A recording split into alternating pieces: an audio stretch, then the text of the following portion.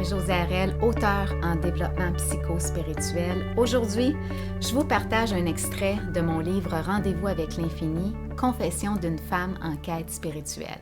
Oui, c'est un livre très intime où je partage bien des détails de ma vie spirituelle. Et en fait, je vous partage un extrait où je mets en lumière le fait que dans une démarche intérieure, éventuellement, nous allons ressentir ce besoin, nous allons vivre ces moments où on va connecter, syntoniser à notre essence profonde, à qui nous sommes réellement.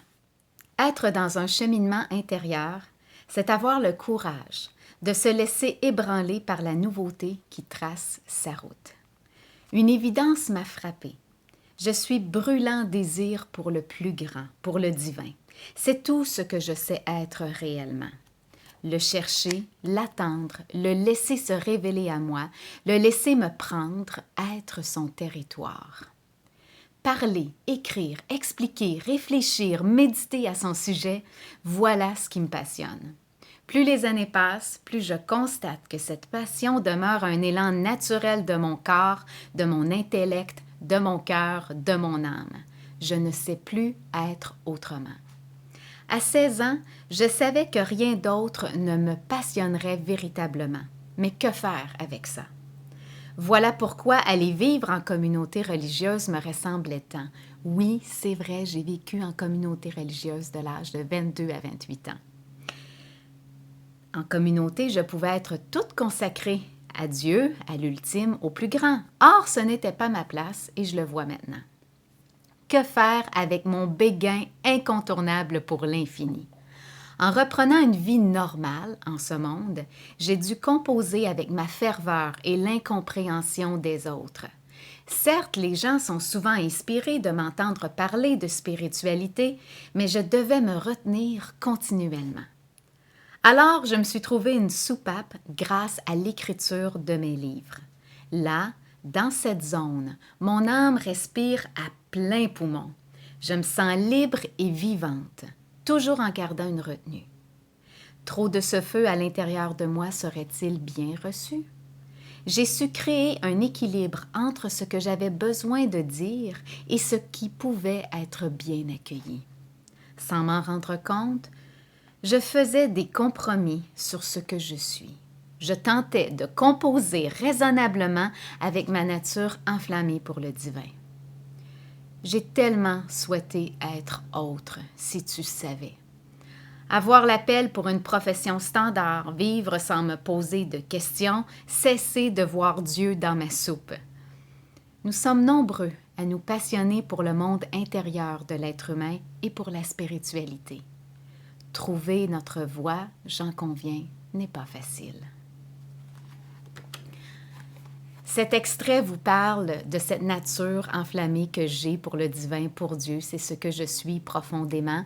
Et à travers mon cheminement, il y a eu cet instant où j'ai fait cette conscientisation, que je faisais beaucoup de compromis, que j'essayais d'être quelqu'un d'autre, tout simplement, que je me retenais, qu'à quelque part, je craignais que le message que je souhaitais livrer soit mal reçu.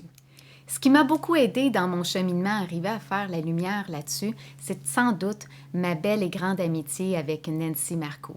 Nancy Marcoux qui est une collègue maintenant puisque nous travaillons ensemble et Nancy a créé un processus en 5 mouvements qu'on appelle le processus d'être soi. Et ensemble, on se passionne pour ça et nous le présentons, nous l'enseignons. Les 5 mouvements sont les suivants. Conscientisation, émancipation, syntonisation, régénération et célébration.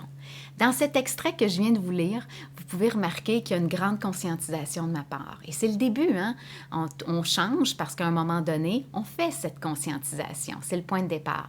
Il y a également une émancipation. Dans cet extrait-là, qui représente quand même plusieurs années de mon cheminement, on sent qu'il y a une partie de moi qui veut s'affranchir, qui veut s'émanciper, qui veut retrouver en fait son plein pouvoir. Et il y a aussi la syntonisation. Et la syntonisation, c'est entre autres ce mouvement qui nous amène à connecter avec notre essence profonde, notre pure lumière, qui nous sommes véritablement au-delà de notre personnalité. Et peu importe le mot qu'on met là-dessus, parce que certaines personnes vont dire « Ah, c'est la conscience », d'autres vont l'appeler une énergie pure, d'autres vont l'appeler une grande lumière, ça reste quelque chose qui est bien mystérieux et qui est sans mots. Mais à travers cet extrait-là, ce qui se passe pour moi, c'est que je me sens revenir à la maison. Je sens que je syntonise à qui je suis véritablement et qui est, oui, à travers mes passions, d'écrire, de parler, de réfléchir, d'être dans la spiritualité jusque-là parce que ça me passionne réellement, mais qui est surtout aussi de connecter à cette essence qui est sans mots. Et c'est ça qui est beau, c'est ça qui est fondamental. Et ce que ça a créé pour moi, ce que ça l'a amené réellement une régénération.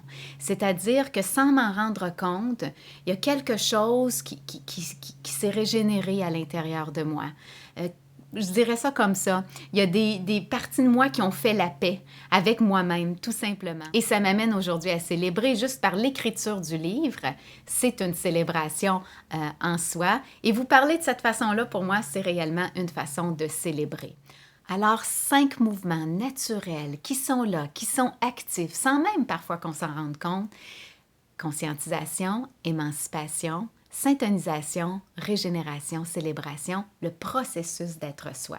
Et si vous avez envie d'en savoir davantage, eh bien, je vous invite à nous suivre, Nancy Marcoux l'Expérience, sa chaîne YouTube, et moi-même, Marie-Josée Harel. Et nous vous invitons à télécharger une série de méditations gratuites juste en cliquant sous le lien ici-bas dans les commentaires de cette vidéo. Je serais très curieuse de vous entendre à savoir quels sont les moments, les expériences dans votre vie où vous avez senti cette syntonisation, cette connexion à votre essence profonde, à votre pure lumière, à qui vous êtes réellement. Prenez le temps de partager, de commenter, parce que lorsqu'on partage nos expériences, on aide d'autres personnes.